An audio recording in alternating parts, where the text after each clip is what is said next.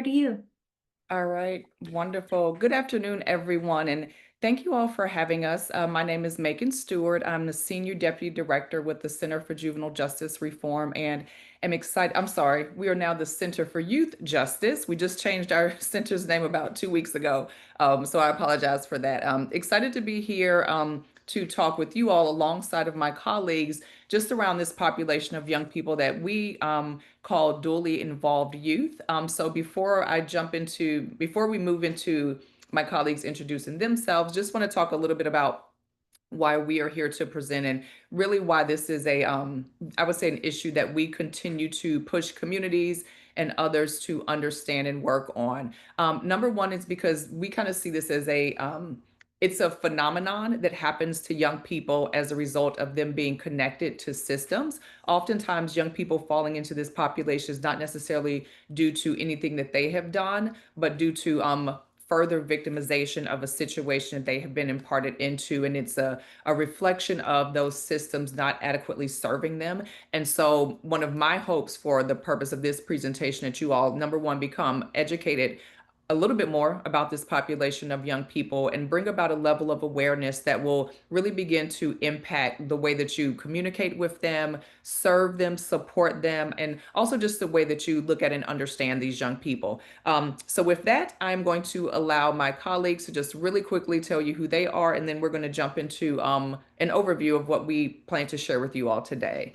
And let me see. Next slide. Okay, Alex, do you want to introduce yourself real quick? Yes, ma'am. Thank you. Good afternoon, everyone. Thank you so much for inviting us to join you this afternoon. My name is Alex Miller. I am the Deputy Director at the Center for Youth Justice. Like Macon, I have to kind of catch myself from saying the Center for Juvenile Justice Reform, which was our old name. I've been at CYJ for 6 years now. My background is actually in education, and I oversee our multi-system portfolio, which includes the crossover youth practice model and a number of other initiatives and partnerships that are cross-cutting across systems. So Tracy, I'll pass it to you if you want to introduce yourself. There we go. Hi, everybody. Yes, so my name is Tracy Fehrenbach. I'm trained as a clinical psychologist. I work at Northwestern University, where I co-direct the Center for Child Trauma Assessment Services and Systems Integration. I have the good fortune of working very closely with many of you for the juvenile justice, like the Cook County Cross Division Juvenile Justice Initiative. And I'm just really excited that Macon and Alex asked me if I could join today's talk to have a small role. It is my absolute pleasure to present with these really brilliant, fabulous professionals on the call today. So thank you all again for that invitation. Back to you, Macon. All right. Thank you both. So for purposes of today's session, outlined on the slide are the things that we're going to talk about. Number one is just to provide a better understanding of who these young people are and what are some of the experiences that they have. And Alex will delve into that. Then we're going to talk a little bit more about the crossover youth practice model, which is the work that Alex and I have done for years in communities across the country that really looks at the intersection of child welfare and the youth legal system and how we can better support young people when there's collaboration. Then we'll get to the trauma lens and how you overlay to the crossover youth practice model work, addressing trauma, managing it, and seeing young people through the lens of trauma and the things that they have experienced. And then we'll delve into how you all as professionals can begin to support these young people once you have a better understanding of some of what they have experienced or some of the risk factors, and really put out a call to action for you all in the work that you do with them. So with that, I'm going to advance the slide, and Alex, I think it's over to you. Awesome. Thanks, Macon.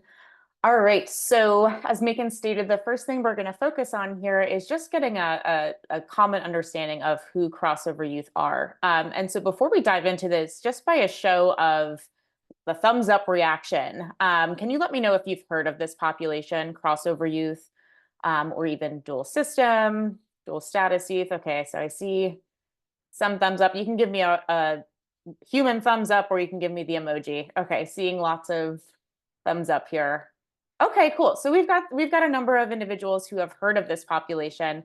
And so as we go through, I am curious to know what your engagement with them has been. So please feel free to drop in the chat if anything that we talk about here resonates with you or even contradicts your own experience.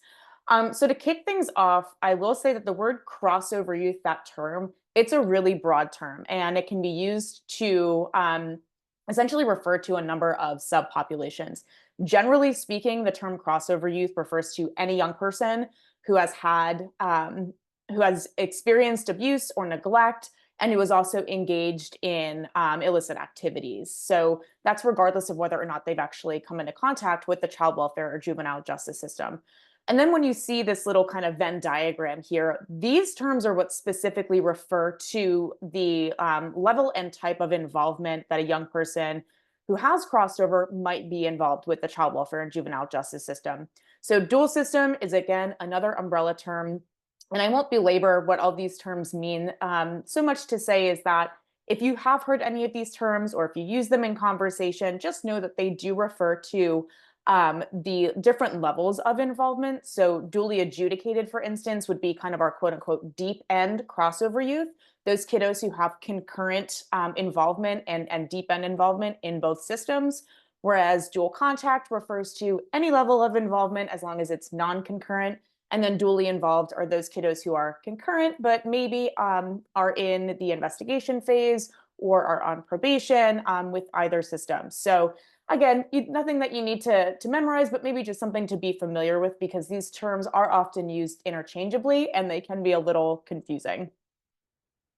Okay, let's see.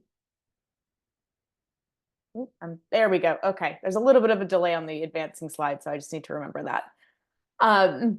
Okay, so some of what we're going to talk about today is the experiences that young people who cross over often have, either before or when they do cross over. So you'll notice that a number of things on this chart, many of which are negative experiences. And I want to note that these factors often don't occur in isolation. They can propel one another and perpetuate either involvement in one system of care or springboard a child into a second system of care. And so before we kind of dive into these things, I want to talk a little bit more about the prevalence of crossover youth and just some of the common characteristics that we see in this population. So before I jump into the next slide, I just want to ask, and please put this in the chat, what do you think the prevalence of child welfare involvement is among juvenile justice involved youth? So any young person, think about kiddos who you've worked with, and what percentage of them who are involved in the juvenile justice system either were involved in the child welfare system at the same time or maybe had historical involvement in the child welfare system? Just give me a guess. There's no wrong answer.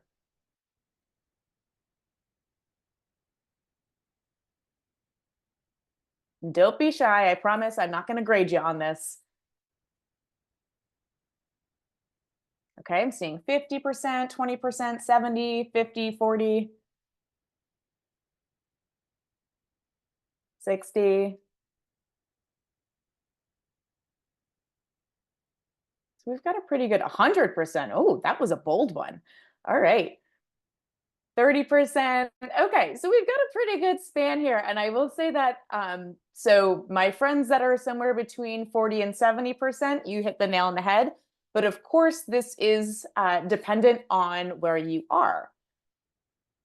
So there has been research that shows that between 45% and 70% of kiddos involved in the legal system have at some point, whether concurrently or non-concurrently, touched the child welfare system.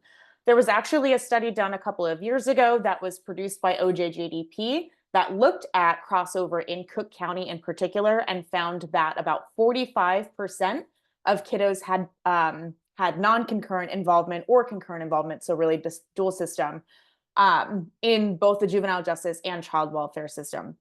The vast majority of those kiddos touch the child welfare system first, and that's nationwide. So in the work that Macon and I do, when we work on developing protocols and pathways, we typically start with focusing on the child welfare system, what's happening there, and then how we can identify those children when they encounter the juvenile justice system. Now, when we're talking about certain characteristics and demographics of this population, there are a number of marginalized populations that are overrepresented within the crossover population. Youth of color, girls, LGBTQ youth, and those with disabilities are all overrepresented at various rates.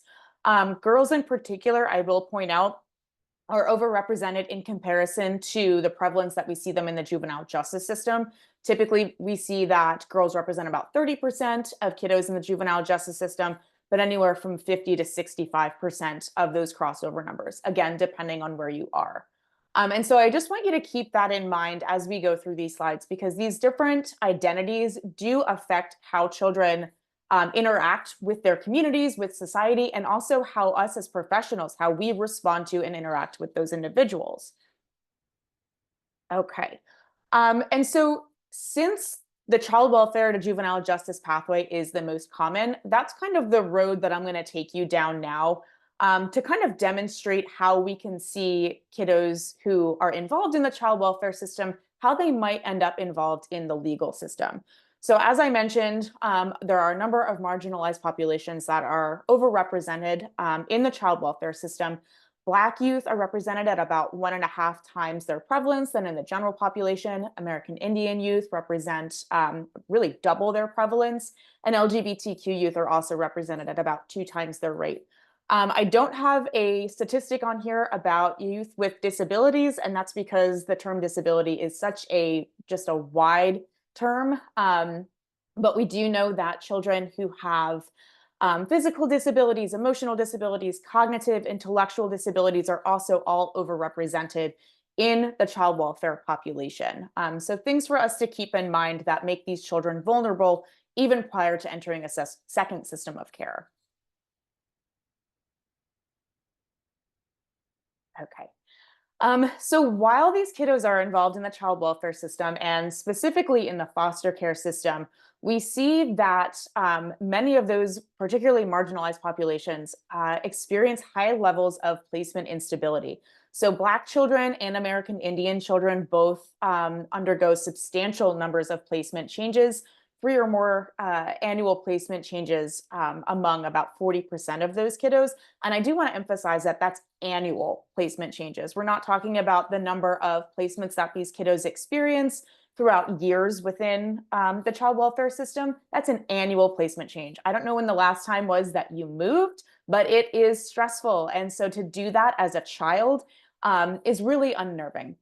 And so when we're seeing kids that are undergoing this level of placement instability, we can understand that there's going to be instability in other areas of their life.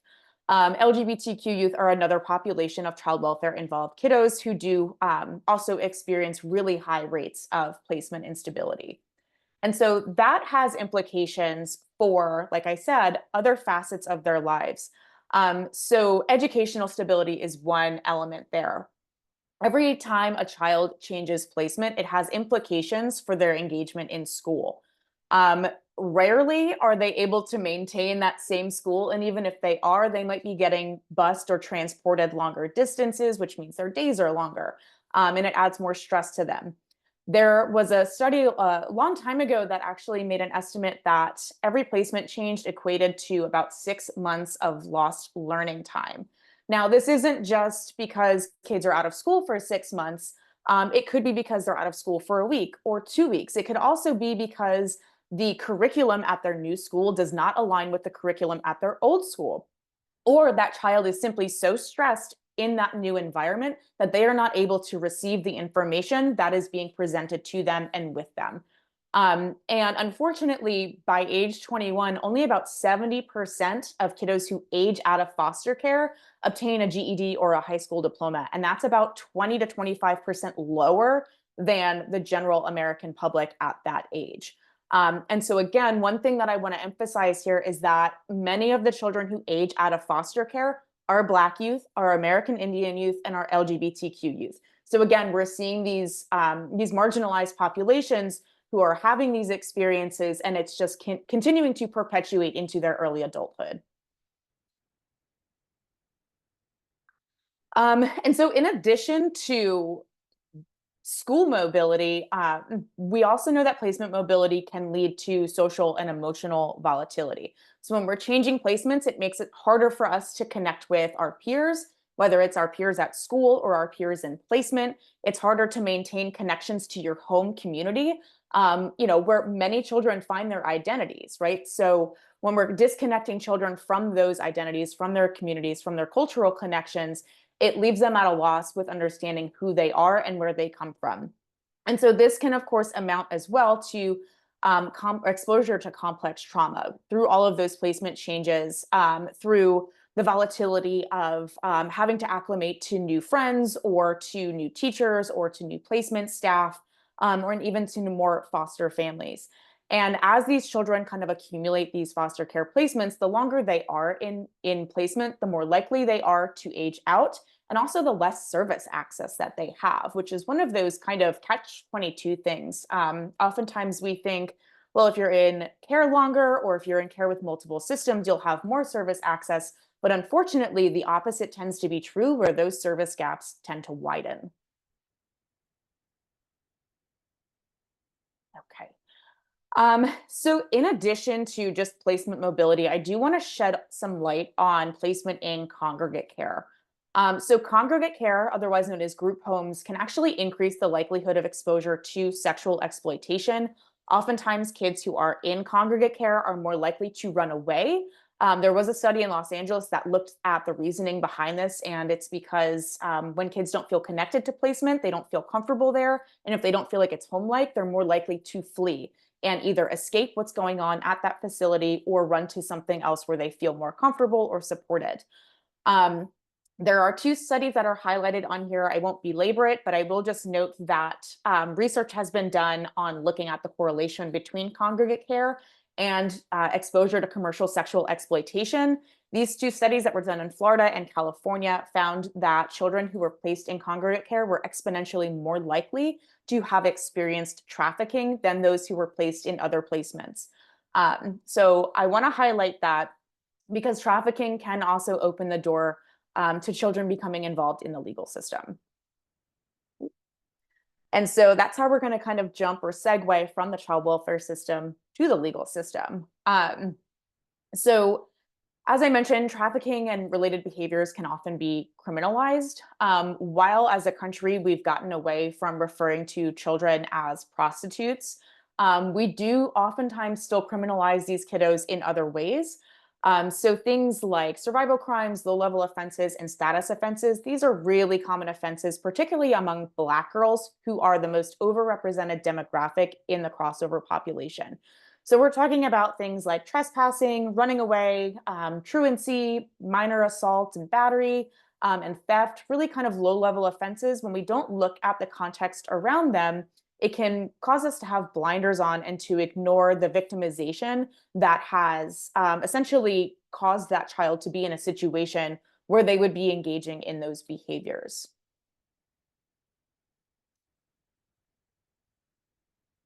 Okay.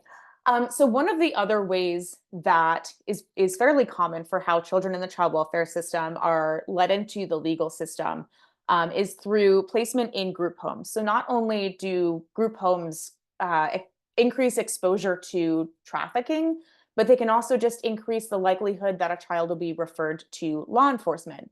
And so the graph that you're seeing on this screen here, this is from a study that was done in Washington State in King County.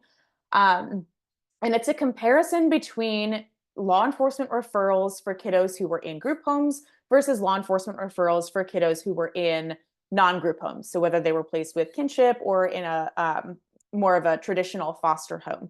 Now, I will say that the orange bar there is certainly higher than we would ever want it to be for any child, right? A 31% rate of law enforcement referral is extraordinary.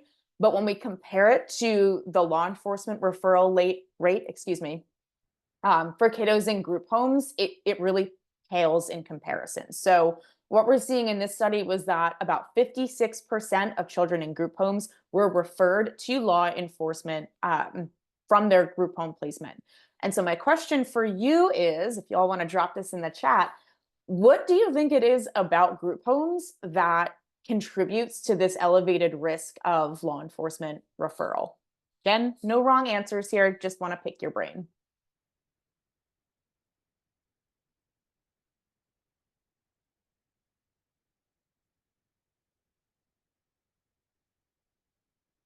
So what is it about group homes that you think contributes to the increased risk of kids being referred to law enforcement? Okay, I see law enforcement used for discipline that normally biological parents would handle. Absolutely. Group home calls police as a method for addressing behavior of youth. Yep, very similar responses. Absolutely. Police is disciplined. Yep, so we're all kind of on the same track here. Does anyone have any other thoughts besides kind of using law enforcement as a form of discipline?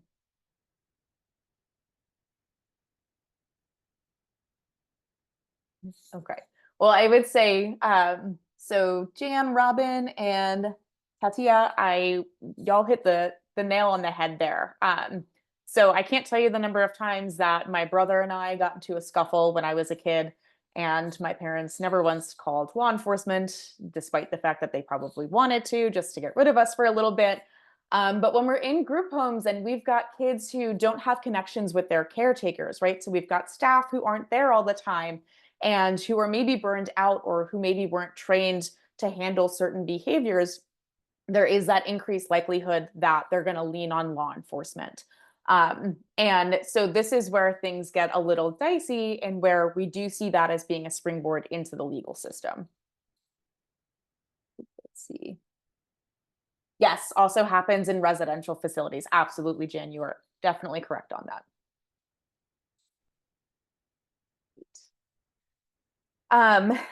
Okay, so I will say this slide always really kind of breaks my heart as an educator. So there are a number of other avenues that child welfare involved youth come into contact with the legal system, and one of those is through the education system. So as I mentioned earlier, a number of child welfare involved youth have disabilities that can affect, how they engage with others socially, emotionally, and intellectually. But we also know that trauma is extremely common among kids in care. And trauma can be misinterpreted, one, as a disability, and two, it can be misinterpreted as an act of defiance or as anger or as shutting down or being obstinate. And when we don't treat trauma for what it is, we can, again, funnel children by misinterpreting their behaviors or their responses and without acknowledging their triggers and their experiences. And this statistic always shocks me, but it's worth repeating. Between 81 and 92% of girls in particular in foster care experience PTSD, which is a higher rate than war veterans. Let that sink in. A higher rate than war veterans. Girls in particular, again, are also referred to the juvenile legal system for more minor crimes than boys. And what does this have to do with school? Well, truancy is one of those more minor crimes. Truancy can also be a symptom of trafficking. And then finally, students who identify as LGBTQ, those with disabilities, and students of color are more likely to face suspension, expulsion, and law enforcement referral. And if you'll remember, all of those groups are also overrepresented among child welfare involved children. And so we're really kind of seeing the confluence of these systems come together. And rather than supporting children, we're oftentimes funneling them into a direction that has long-term implications for their life. And so if we're looking at how this pans out in the legal system, I mentioned earlier that victimization can sometimes be criminalized by misinterpreting what the behaviors were that got children to the legal system or to the door of the legal system. 4 out of 5 girls in detention are victims of sexual violence. And between 69 and 76% of child sexual exploitation survivors in the juvenile legal system also touched the child welfare system. So there's that kind of full circle there, right? So all of these kind of offshoots do come together and contribute to a child ending up in the legal system. And as far as long-term outcomes, right? So I think a lot of what we've talked about so far looks at the immediate present. What is that child's engagement with their community, with their school, with their friends, with their placement? But there are long-term implications of crossover as well, including homelessness, higher rates of financial instability. So thinking about, if kids aren't graduating from school or getting a GED, their prospects for jobs are more limited. Oftentimes, we also see incarceration in the adult system and involvement in the child welfare system as a parent, meaning then their children are also brought into the child welfare system. And this can become very cyclical if we don't put a stop to it, or if we don't recognize this perpetuation over time. And so on that note, I'm going to pass things to Macon, and we'll talk a little bit about what we can do now that I've sufficiently bummed everyone out with this information. So Macon, over to you. All right, thank you, Alex. And we are not bummed. What we are is we are more aware and more educated on what some of the experiences of this population of young people has been. And so my hope is that it will cause us to then therefore do something different in our practice. So I would like to for you all in the chat to respond to this question. Is your organization focusing on understanding or addressing the needs of this population in case management practice?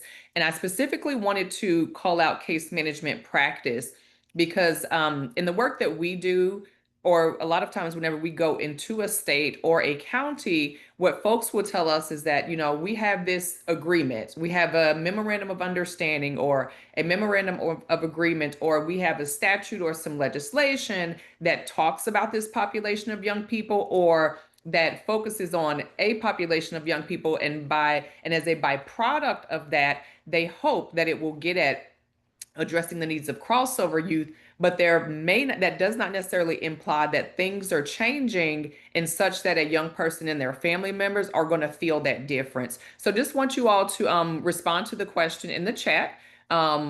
Is there any focus within your organization at the case management level relative to this population of young people? Just interested to see what work may or may not be happening.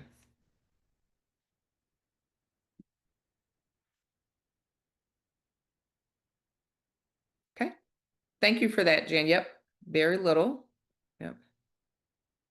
And I'll tell you, and one of the things too, I've been at the center for 17 years now, and focused on this population in that 17 years. And one of the things we commonly hear, or I've commonly heard in going to a community, is this isn't a lot of young people, or it's a very small population, or there is not a need for us to do anything, when it's quite different than that. And so some of what we're going to talk to you all about too is just about understanding not just what the data that Alex shared, but how that impacts young people, and what are those things we can be doing to understand them, but from a preventative lens. Because quite frankly, if a young person is involved in child welfare or the youth legal system, they are at risk for involvement in a second system of care where you get some of those outcomes that Alex stated. So we want to always be in the mind of thinking, how do we think ahead in terms of how we serve young people and families? So I'm going to talk about the crossover youth practice model, which is work that Alex and I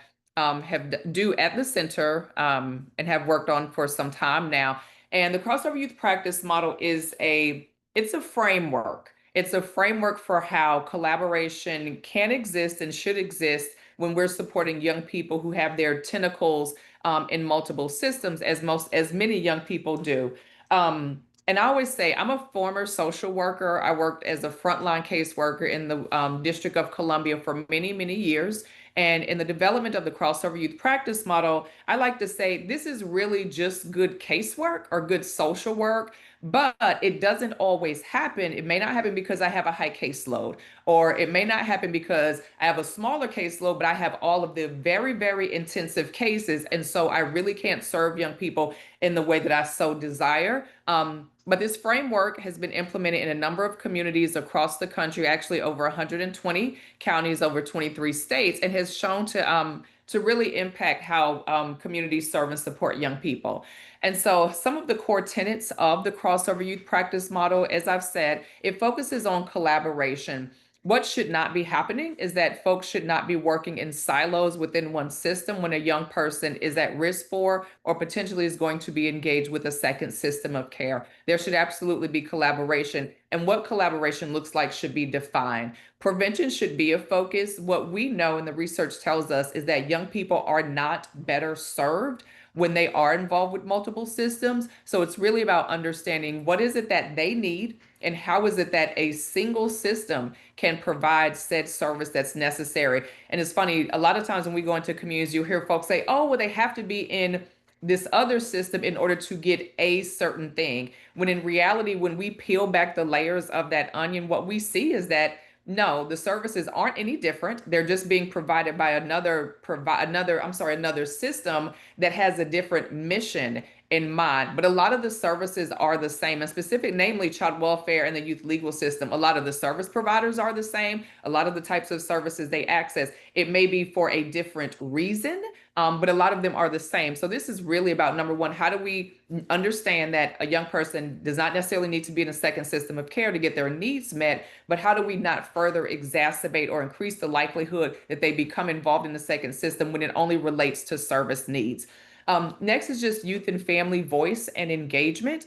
This is a really, really strong pillar, because what we know is that oftentimes in these systems, we're not directly engaging young people and families in a meaningful and robust way. A lot of times we're kind of telling them what is going to happen versus really building on their strengths and including them as a true partner, and creating a partnership. And we also have to acknowledge that there's a level of power. There's a power dynamic that exists whenever we work with young people and families. So figuring out how do we wield that power within them so that they can be the authors and really control what's going on with them, because they know what works best. Also, equity. I think, first of all, we have to establish that, or make sure that everybody understands that there are inequities in the system and understand where those inequities occur. And so we can be attuned to them and then figure out what is it that we need to do to ensure that there is equity. One of the things that we see, for example, is the fact that, and I can't remember if Alex spoke to this, but there's oftentimes when young people are detained, there's a detention bias for young people who are in child welfare, in that a lot of times they stay in detention longer than a young person who does not have a history of involvement with child welfare or is not currently involved in child welfare. Well, what is that about? Understanding, how do we get them out? How do they not stay in detention longer? There are also assumptions that are made when it comes to offering young people in child welfare diversion opportunities. That's an inequity we've seen in many communities. So it's, number one, understanding what they are and then putting in the work to figure out how do we eliminate those inequities. And then just data. Because of the nature of cross systems work, a lot of communities struggle to have good solid data and to utilize data to make their decisions. Usually what happens is that there's the one case or the multiple cases that are kind of on fire. And so they're getting all the attention and they become the focus, versus us tracking data regularly to understand the trends and the experiences of these young people, and then utilizing that data to make informed decisions across the board relative to our policies and case management practice. So these are really the tenets of the work that we do in the crossover youth practice model. One of the other things I will say is that it is not easy. It is laborious for us. It's a labor of love, but it's not easy. These are systems that are steeped in racism and many other things, and you're trying to get them to change and shift, and you're trying to bring three together. And so it's challenging, but it is doable. And so we always say that to communities, like, you got to be ready, but you got to know it's not going to be easy. So you have to be in it for the long haul, but it is in fact worth it in the end. So this slide just kind of speaks to, or digs down a little bit deeper into, some of the issues that we seek to address with communities when we're working with them. Again, just looking at prevention, understanding why young people may be crossing over, allowing data to be the driver of understanding that phenomenon within the jurisdiction, identifying, is it due to systemic regulations that may be happening? Is it that we're failing to identify what the needs or risk levels are in young people, and so they're not adequately being served and therefore crossing over? And then ensuring that what's being offered is what is necessary for young people. Next, there's an information sharing piece where generally there's not clarity on what can be shared and how it can be used and who it's being made available to. There are oftentimes various interpretations of laws and statutes or court orders around sharing. So we want to make sure that there's clarity around that. And then again, just back to the whole data systems, case management processes, et cetera. And then there's just the collaboration as a whole. One of the things we aim to do is work with communities to identify to determine how they can identify young people at the earliest point possible where they are crossing over, because most communities do not have a mechanism for that. So we support them in that, and then ensuring that that things are just streamlined, that they're not duplicative, and that there's a level of understanding between the players who are working in these systems on what their sister system or agencies are doing, so that there are reasonable expectations for the work. So these are really kind of the three buckets that we seek to address in working with communities on crossover youth practice model. So to get down to what is the CYPM and what do we do, it's really a collaborative case management process that starts at the point of a young person being involved in child welfare, who then subsequently becomes involved with the youth legal system. And we work with the community to literally just walk through what is that going to look like, and how is it going to be different upon implementation of the model. And so it's a collaborative case management process. We focus on what happens at the point of arrest, identification, if you're making a detention decision, if the young person is going to be diverted, or if the case goes on for formal filing. What does that collaboration and communication for all the partners and stakeholders look like, and how do they continue to come together and support this young person throughout the life of the case? And so this slide just speaks to all of the different case management, case decision points that occur. And so this is the framework in which we use to build the model around. It's a collaborative process within a community. It's not easy, as I said earlier. It probably takes around 16 to 18 months of continuous facilitated work and engagement to dig deep into your practices, to really have conversations about what's allowable, what's feasible, and folks being willing to make that change. But I will say, the change is worth it, and it absolutely is necessary, because we want these young people to have better experiences and to be in a better position while they're being served by us and post their involvement with us, because what we know right now is that such generally is not the case for most young people. So the next slide just speaks to outcomes that we've seen in communities that we've worked with overall. And what we have begun to see, or not begun to see, have seen over the years, is that there are areas we've seen reductions in recidivism, new sustained petitions, utilization of detention for young people, as well as the permanency goal of alternative permanent plan living arrangement or other living arrangement, depending on your jurisdiction. We've also seen improvements in areas of well-being, speaking to educational outcomes, involvement in pro-social activities, and the like. Some of the things that Alex talked about on her slide that young people face, we've been able to mitigate whenever we've implemented the model in communities, and folks are just doing practice in a very different way. As I said before, really, this framework, it's about just doing what we know to do and to do right by children. It makes me think of what we would expect folks to do who are servicing our own kids, not necessarily someone else's in these systems. And so while it's second nature for us to expect that for our own children,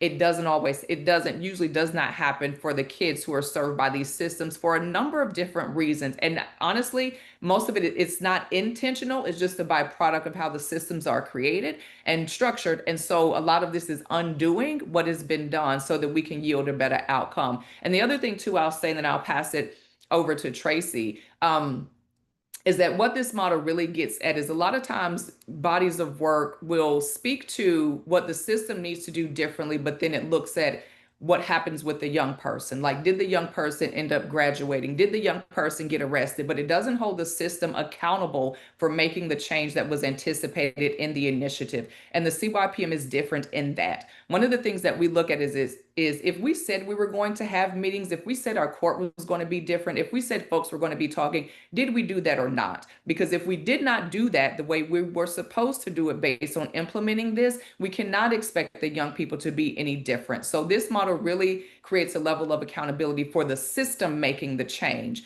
not us hoping that the young person changes and the system may or may not have changed. So I do just want to make sure that I put that out there. So with that, Tracy, I'm going to turn it over to you. Thank you so much, Macon. I would ask both you and or Alex, if folks are interested in learning more about the crossover youth practice model, do they just reach out to one of you, or is there another way that they can do that? Yes, I will put our contact information in the chat, as well as a link to our website where you can learn a little bit more about the work and what we do. Yes. Okay, perfect. Thanks so much. All right, so we're going to talk about thinking about concepts that are in the crossover youth practice model, but through a trauma lens. And I want to do that first by simply orienting you all, making you aware of two resources that the National Child Traumatic Stress Network, a work group that we had within the NCTSN, through a partnership with what was previously called the Center for Juvenile Justice Reform. So Macon and Alex and myself and Cassie and people from all over across the country with regards to the NCTSN worked for probably a period of a year and a half, if not 2 years, in developing a couple of different resources. So these are free and they're available online for download. The purpose and intended audience. So the purpose of this is to trauma enhance any work that is happening currently with dually involved or multi-system involved youth. These resources are designed to be used and to be meaningful to anyone with any role within this population, so long as they have immediate kind of access to the youth and are working with the youth one-on-one. And then why? Well, because as we've already started to lay out, without using a trauma-informed lens, even the most well-intentioned practitioners might start to interpret or misinterpret, better stated, youth behavior, and engage with youth and families that actually invalidate or worsen not only their trauma reactions, but may actually to cause them to go deeper within each of these systems. So this is the first resource that we wanted to tell you about. You could simply Google NCTSN and crossover youth, or you could put in the entire title and you can find it. As I said, it's free and downloadable. This is the resource that we created specifically for jurisdictions that are using the crossover youth practice model. However, it has relevance for anyone using it. Of the two resources, both of which I think are hopefully very helpful, this is the more straightforward one. This is the easier read. It's 9 pages, but it's mostly bulleted. It's not long, thick paragraphs. It has a lot of kind of concrete suggestions that folks can flexibly use into practice. And then this one comes with 2 different appendices. So one of the appendices on here is an example of what a trauma-informed safety plan might look like for a youth who is multi-system involved or a crossover youth. It is the plan that is used within Think Trauma, so we try to make this as usable as possible for folks that have already begun to implement trauma-informed training into their settings. And then the second appendix that goes with this is guidance for how to select a trauma-informed screening tool. So we hear about the need for trauma-informed screening all the time, but oftentimes we don't really know where to start or how to go about doing that. So you can find some of that guidance in this particular tool. This is the second tool. And so this one is a trauma-informed guide for working with youth involved in multiple systems, regardless of whether they're using the crossover youth practice model or not. And I'll blow up the part there at the bottom here because this is kind of the index that gives you a good sense of what's in here. It's a bit of a longer resource. So this one I think is about 14 pages plus 2 appendices. And it provides chapter 1 there. It provides a little bit of information about kind of what is trauma and what does trauma recovery look like for this particular group. What does trauma-informed practice with this particular group look like? We go into a lot of depth on the difference between trauma-informed screening and assessment, how that might look with this population. We talk also about trauma-informed case planning and intervention, as well as care for the provider. So that is a real difference between this and the last one. So if you are interested in this topic, you want to learn more, I very much recommend you pull in both. And then there are a couple of appendices in this one that talk about the other NCTSN resources that might be helpful if you're working with this group, as well as naming and kind of defining a few of the trauma treatment interventions for youth in particular, and whether or not they've been used successfully with dually involved youth. So Macon, I think you wanted to jump in here just to kind of do this transition for us. Yep, will do. So what we're going to do now is just start shifting to, we've talked a little bit about the system and the model and resources and support. So just want to have you all shift to think about, number one, who this population of young people are and how they are typically seen.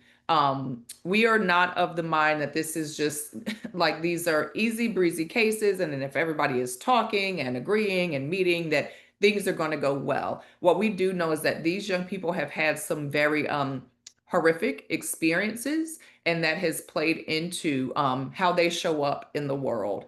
But what we also are very clear about is the role that we play as folks who serve and support them, and that how we think about people really matters in terms of how we treat them and how we respond.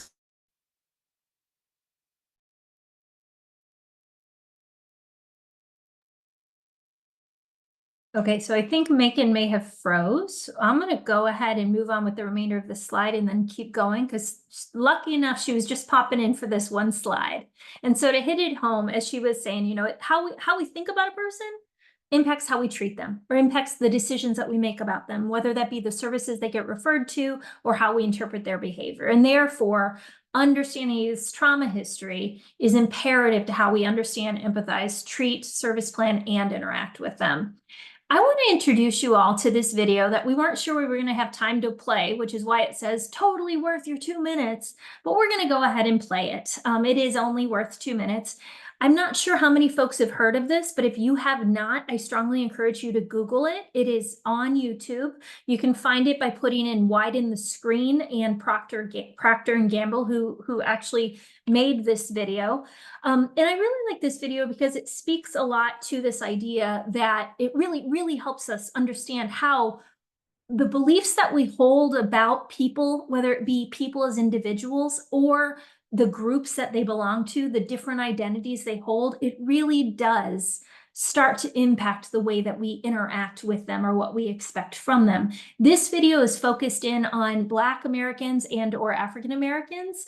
So it is very much reflective of cultural beliefs that we hold as a society. Not that there aren't exceptions to what you as an individual think, but I do think it's important just to go ahead and point out that, you know, these are biases, and biases, frankly, are not explicitly taught to us. They're kind of adopted over time in this very subliminal way, and we all have them. And it doesn't make you a bad person to have them, but it's really essential that you become more aware of your biases.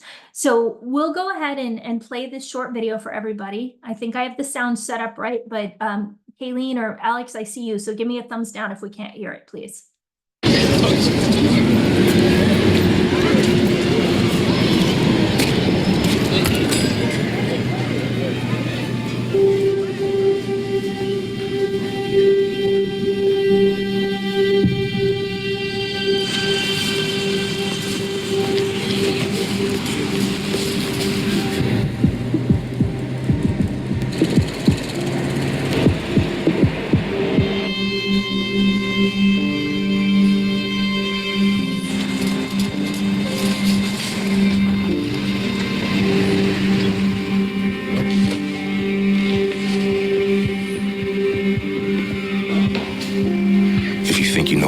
Next.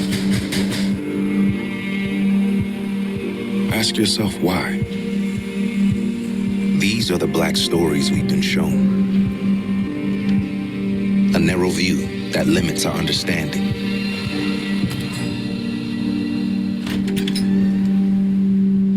But there's so much more to see.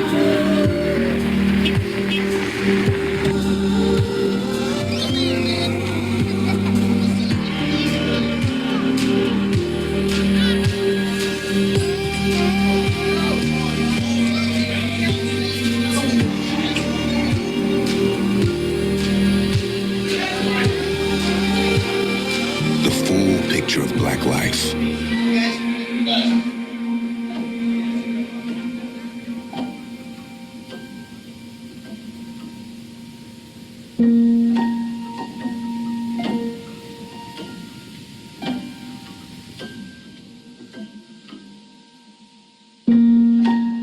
Let's widen the screen so we can widen our view.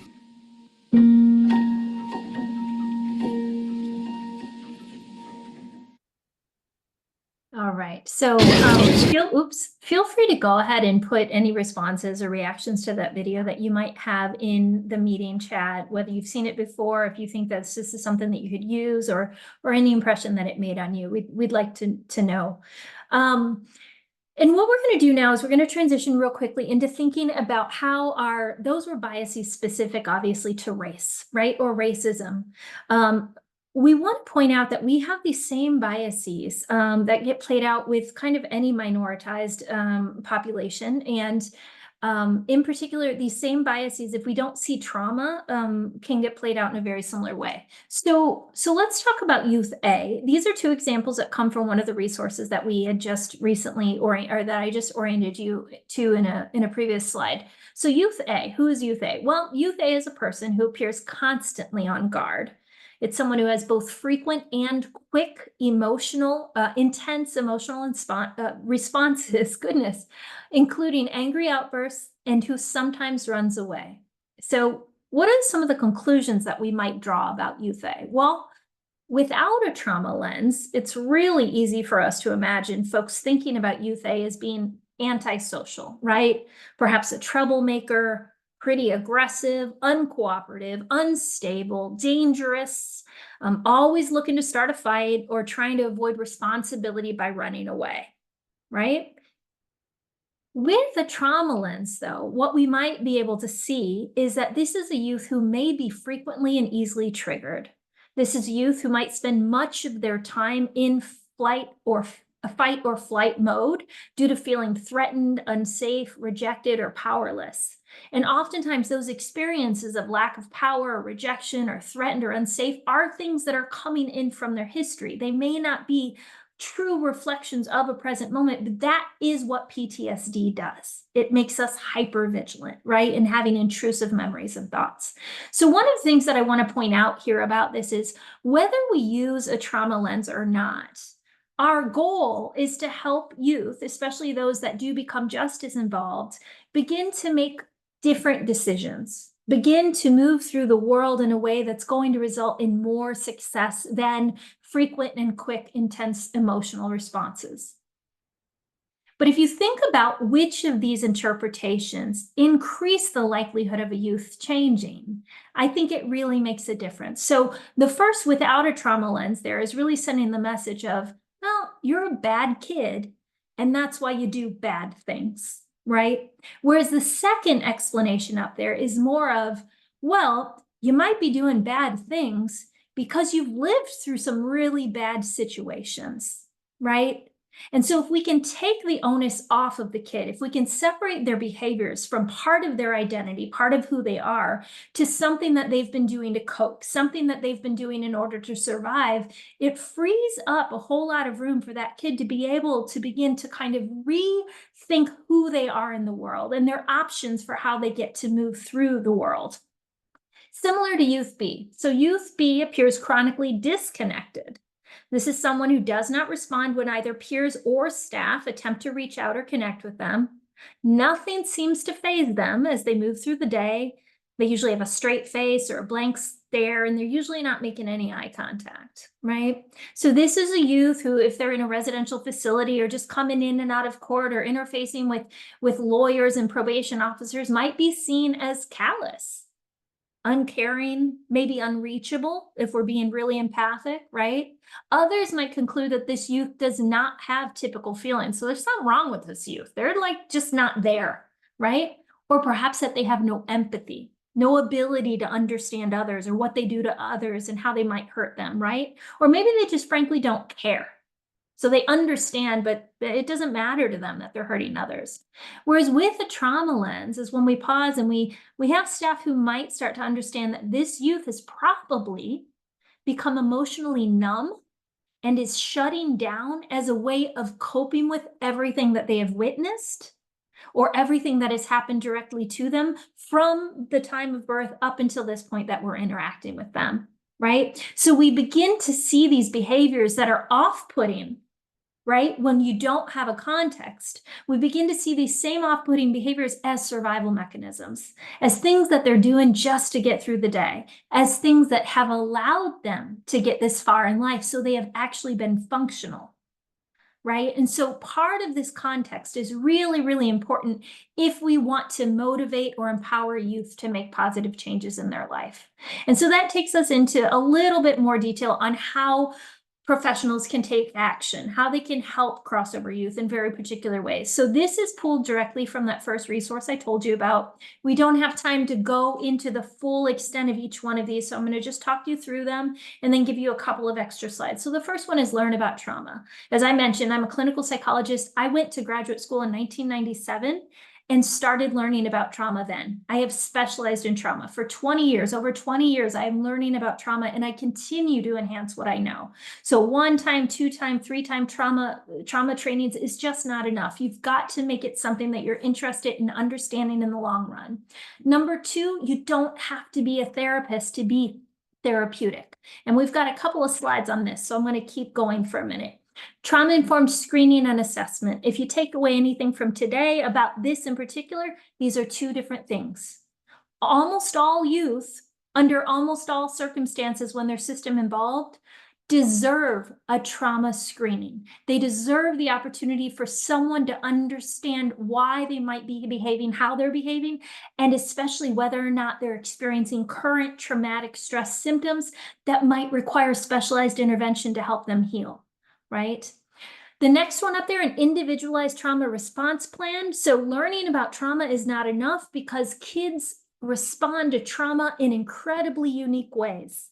And part of knowing how a particular child is responding to trauma is partnering with them to understand what are your triggers? How do you respond? What has allowed you to make it to this point in time despite the really difficult stuff you've lived through? So going into a trauma response plan can look a lot of different ways, but as I mentioned, there is an appendix that gives an example, and we go into a lot more detail in those 2 resources. And then finally, the importance of trauma-informed case, service, and treatment plans. There is no one right or wrong way to do this. In an ideal world, you're going to have one plan that crosses again across both systems and has very similar recommendations, right? And is coordinated, and all the professionals on both sides of both systems know what they are, and the youth and family have had a voice in creating it. So let's talk a little bit more about the therapeutic portion, right? So you don't need to be a therapist to be therapeutic. And it kind of ties back to this shift that we saw in juvenile justice from punitive to rehabilitative in nature, right? And so why is that shift? Well, I'm not sure. I don't remember. I don't know why that shift was made. But what I do know is all of our research on punitive intervention shows that they don't work. In fact, they can actually make things worse with regards to a youth's behavior, a youth's belief about themselves, and how they'll do over time, right? So our goal when we work with these youths is to make sure that we're doing everything possible to empower them to feel worthy and to feel capable of, quote, taking control of their lives, or taking more control, or making different decisions, or getting and advocating for themselves in ways that they weren't able to before. And this is done primarily based on research. The number one kind of predictor of how well a traumatized youth does over time is the power of their relationships with adults. In the presence of at least one really strong, healthy adult relationship. But the more healthy adult relationships they have, the better off they are. And those relationships don't have to be mom or dad or auntie or grandma. They can be with professionals, right? And so what we're encouraging you all to do is to understand that by simply relating to youth in a way where you are providing them with respect, you are providing them with understanding and with non-judgmental guidance, you could make all the difference in the world. Because children begin to interpret their own worthiness and their own possibilities based upon what they see reflected back to them through all the adult mirrors that they interface with. Listening is a huge piece of treating children in a therapeutic way, right? So if you listen, if you make time to listen, then they might just tell you what they need. That being said, it never hurts to give them prompts, right? And to keep in mind even the most basic needs. So this comes directly, this is one of those concrete recommendations from one of our resources. You know, how often do we stop to ask a youth when we first see them, you hungry? Right? Can I get you some water, some juice? Have you eaten today? What you need? Are you cold? Right? Would you like to stand? Would you like to sit? So those are very, very caring and respectful ways of interacting with youth. It's important too And this is so hard for us as professionals who probably have too many cases and not enough time, right? And are juggling other things outside of work. But it is really, really important for us to remember that it is for very good reason that the youth and the families, their parents that we interact with, oftentimes do not trust us, right? So all we can do in face of that is to try not to ever take anything personally, because it is 99% of the time not about you, right? And B, to continue, in spite of a lack of trust, to be open, to be honest, and to be transparent, because that is how human beings should treat one another. But especially when you've got one human being who is disempowered, who has experienced, any sort of child maltreatment paired with discrimination and marginalization, and is now within the justice system. And then finally, just understanding and remembering that their culture, and that can be based on any aspect of their identity, from geographic location to race to religion to language of origin, any aspect of their culture and or their communication might be very different from yours. So when you are listening, don't ever hesitate to reflect back what it is you think you heard, right? Get clarity. And so I think that that is where Macon was going to pick up, but my guess is that Macon may not have joined yet, or is she back on? I'm back. Can you hear me? Oh, thank goodness. Yes, thank you, Macon. You were no longer, somebody else was in the box where you used to be. All right, I'm passing it off to you then. Yes, Yay. thank you. And hope my internet is wonky. So let me just say that I'm on a hot spot right now. So I'll go for as long as I can. So I'm gonna shift and have us talk about more of the infrastructure type of things that can be done to better support this population of young people. But I think it goes without saying the things that Tracy just talked about are things that speak to the humanness in all of us. And those things don't require an act of Congress. They don't require funding. They don't require someone to sit in a training, to have tools, to have supervision. To me, those are just things, you're just being thoughtful. You're just being considerate, and you're just being understanding. So I don't want to skate over nor minimize the importance of those things that Tracy just talked about, because they really can make an impact. As Tracy was speaking, the one thing I thought about is, it's graduation season and it's promotion season. And, when you hear young people who are graduating talk about the things that made a difference or the things that helped them get to, accomplishing this huge milestone, rarely is it because I sat with this service provider, because I received X amount of treatment. It is generally a human, a person who was there for them, a person who listened to them, a person who pushed them, a person who followed up with them. So just consider, for the young people that you work with, do they have a person? Are you that person, or can you connect them to someone who can be that person? And so I'm going to talk about a lot of the things that the system can do and how you can push that work forward. But I think it's just really, really, we can't stress enough the human factor in this and the things that we can do to just really support young people and be there for them. Because they are people, and we need to not forget that, or to make sure that we're reminding ourselves about that. And they are young people who deserve everything in this world, if not more, because of what they've lost or what they've experienced. So this slide, and the slides coming up, just really speak to, as I said, the infrastructure pieces that we know are important to support enhancing how communities support this population of young people. The first one is judicial oversight.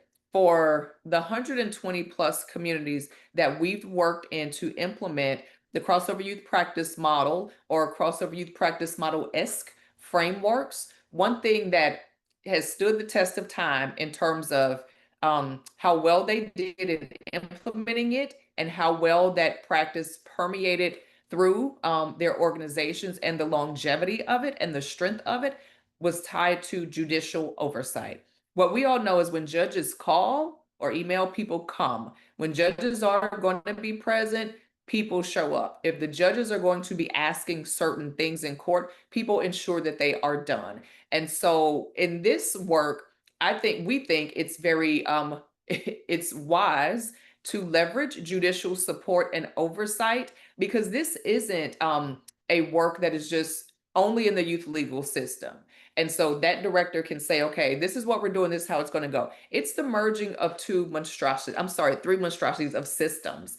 And a judge is the person who has leverage that can really help ensure that the work moves forward. So judicial oversight and involvement and leadership to some degree is very, very important. And again, is one of the things we've found to really help the work be successful in communities. Can it be done in absence of having a judge present? Yes. But I will say one of the things we've seen for folks who've done the best at this and maintained the presence of it for a long time, it has been those that have had judicial involvement. But also there are some that didn't have it, and those communities had just made up in their mind they're going to do it and they're going to get it right. But that's not the case for everybody. And for every community, it is not a priority. And we have to be real about that. There are some communities where this is the flavor of the month. And it's like the new shiny object. And no, this is the thing we want to do today. But when there's a change in leadership, there may be a change in priorities. And this isn't about this.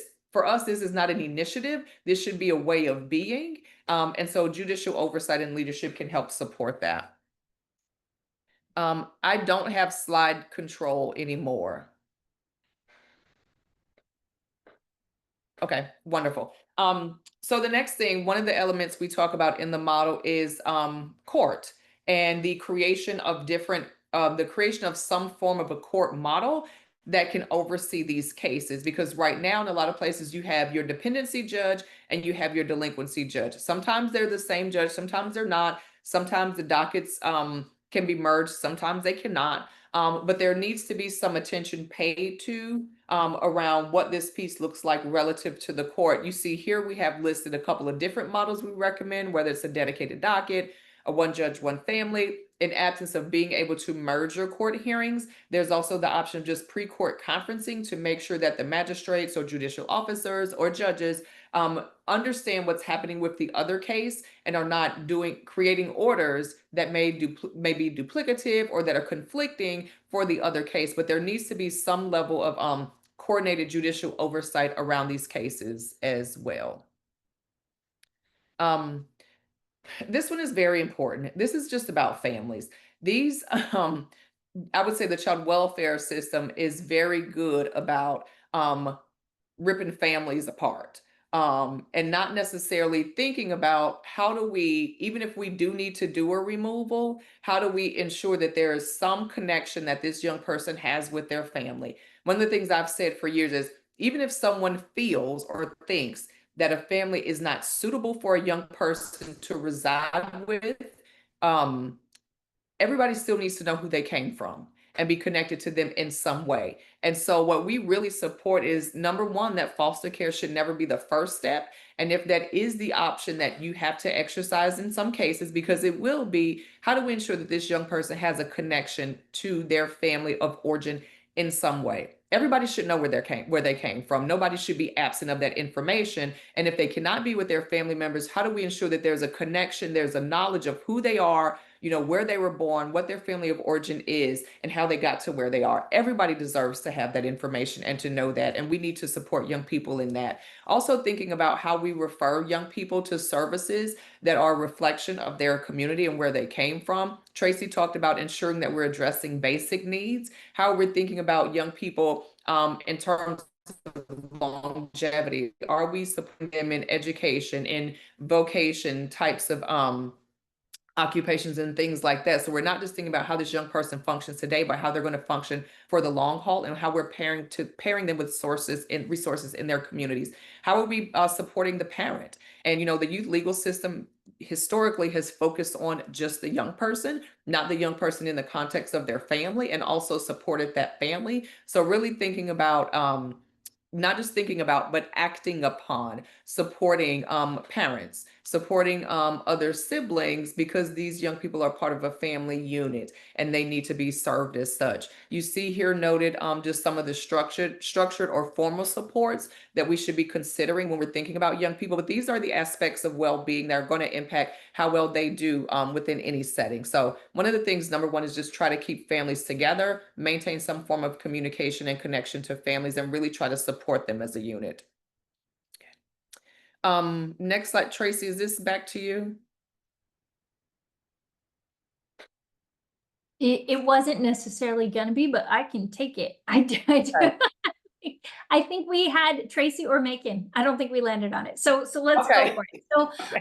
recognizing trauma and victimization when it's there, right? So we already talked about the reframe interpretation of behaviors. So not only understanding how trauma is impacting the way we interpret behaviors, but also learning to get really skilled at helping kids see their underlying strengths. So if you've got a kid that you know they come into the unit, or you know they walk into a room and they can turn that place over in within 4 minutes, that is leadership ability, right? Like what they are doing is they are impacting all of the other youth in the room. So you need to really help them recognize they are not a quiet fly on the wall. They have a lot of power when they walk into the space. How do they want to use that? How do they want to be seen by that? We create opportunity by reframe much of the time. Understanding how biases can shape our responses. Again, it's a pity that we've begun to think about biases as something that we all have to pretend not to have, or it makes us bad people if we have them. If you have taste buds, you have biases.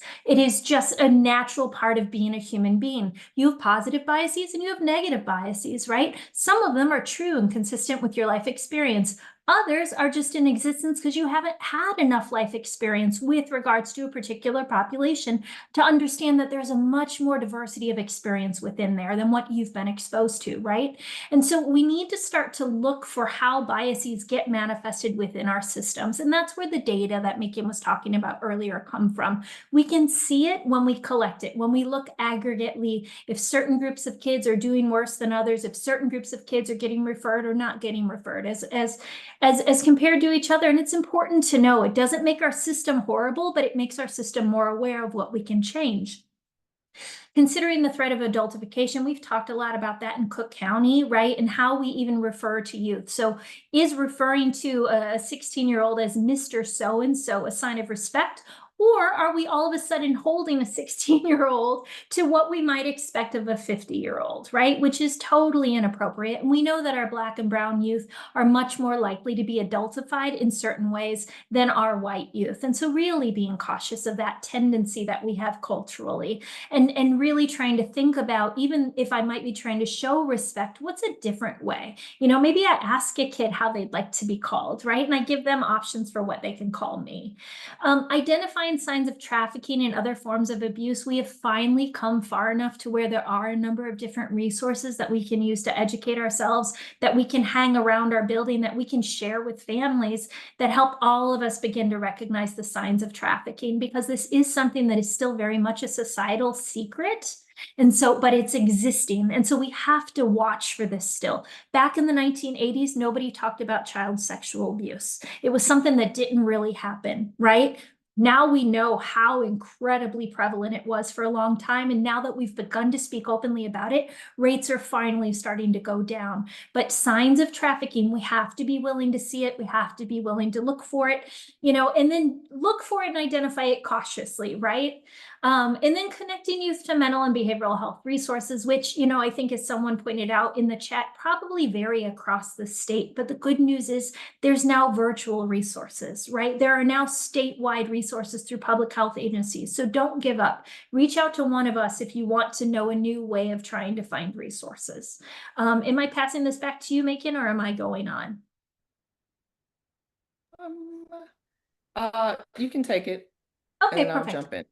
All right, so creating a trauma-informed space. I just want to mention the NCJFCJ, the National Council of Juvenile and Family Court Judges, has what they used to call a trauma audit, and I think is now called a trauma assessment, which was free until like a couple months ago when their funding got pulled.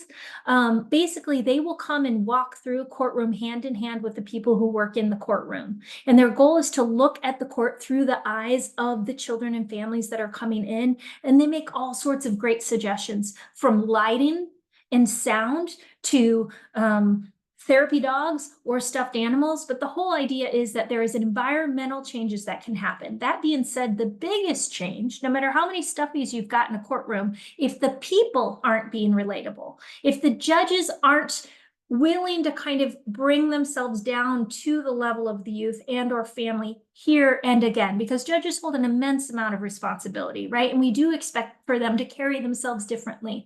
However, to show that they are relatable, to show that the youth and family deserve their respect and their human treatment can be incredibly powerful, right? Pause and invite family. So whether you're a judge or someone else with power over youth, which is just about everybody in the system, make sure that you're allowing youth and families to speak from their perspective, even if they've got representation, right? I think that's what that bullet's about, Macon. And then in the community, at work, you're a professional, but there are plenty of youth that we interface with on day to day through our children's schools or through, community organizations, or even at the, the coffee shop or the corner store down the street. Like, become a trusted adult in your community, become someone that is approachable, right? Someone that is kind, someone that does not judge and is not afraid of youth because they belong to a certain, age group or because they come wearing a certain set of clothing. And identify or help establish safe spaces within the community, right? So oftentimes here in Chicago, we've got a lot of corner lots that are undeveloped. Wouldn't it be cool to start a corner garden unit where kids can come and work together as a community to build something? So these in some ways are idealized things that feel very out of reach, but only until you've got a handful of people that are willing to engage with you. Macon, anything you want to add to that? No, I think you covered it, Tracy. It was good. Yep. Okay, thanks. Okay, so back to me. So I'll because I do realize where we are in terms of time. Just want to really quickly just to talk about patience, understanding, and empathy. This is what everyone deserves, and I think specifically for this population of young people, because of, I mean, we can speak all day about needs and systems. But these young people are some of the most challenging cases. And so people oftentimes they are viewed very differently. And I say this from the lens of last week, Alex and I were just in a community doing some case file reviews and meeting with some young people. And after we met with a particular individual, I kept thinking to myself, with some of the experiences this young person has had, I said to one of our colleagues, I said, wonder when was the last time somebody hugged this young man? I said, likely because of everyone's concern or fear, and there were a lot of meetings, there were a lot of conversations, a lot of emails, a lot of all of the things that systems do. But I said, I can't even imagine the last time somebody touched him, and not in an aggressive way, like I'm trying to take you down, shook his hand, rubbed his arm, or just gave him a hug. And so for me, this really gets into us just thinking about the things that don't cost anything, but could matter so much, and how we understand how young people function, and even being able to connect and build with young people. So patience is, I mean, you could never have enough patience for some of the things these young people have experienced. Understanding, if that's not part of our life story, we may never understand, but we can try. But empathy is most certainly something that we can have, and really just really use that and exude it in terms of how you communicate with them and how you work to try to connect with these young people. And next slide, let me see. Last, just see the humanity in each person, regardless of what has happened, regardless of how challenged you may be, how frustrated you may be, even in the moment. I think back to my days as a social worker, and I was lucky to have a lot of the challenging teen cases with young people that they call chronic runners.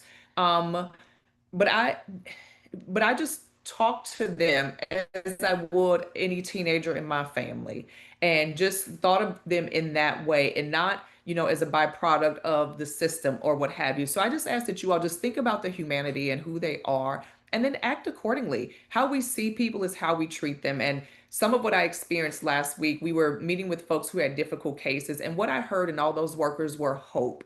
Is despite how challenging those young people were, these folks had hope that things could get better and would be better. And you heard that reflected when we talked to the young people about their relationship with their workers.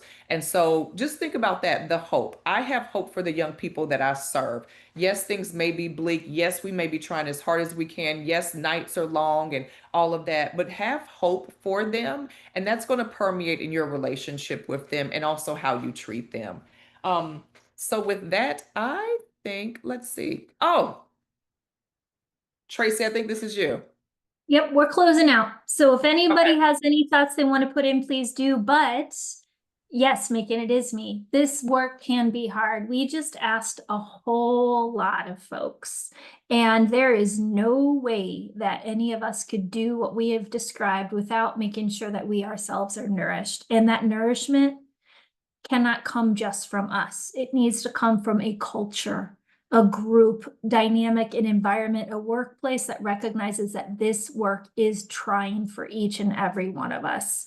And old school self-care was go home, get a massage, have a glass of wine, go exercise. All of that is fine, right? But really it's about supporting one another and getting each other's back and really making sure that we continue to engage with and respect and provide the same amount of support to each other as we do to the youth we work with. So this is our contact information if anybody's interested. We did take a little bit more time than we expected, so our apologies. We really prefer to spend time to process afterwards with the group. We're not going to have time to do that today. So do feel free to speak up now, come off camera. You got 2 minutes, or to put a comment into the chat box. So thank you all for being here with us today. And just a huge thank you to the three of you for all you did today. This was a wonderful presentation. And like Tracy said, feel free to come off camera or put a note in the chat if you have a question or comment. We also have the evaluation link in the chat as well.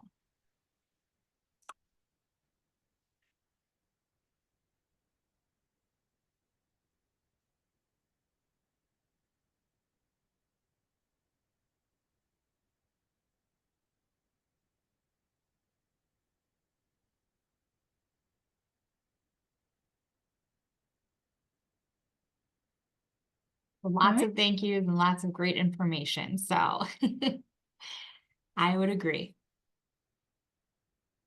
Well, I think everyone can feel free to kind of log off and enjoy the rest of their day. Hopefully you get home without a rainstorm. It's looking a little bit sketchy out there.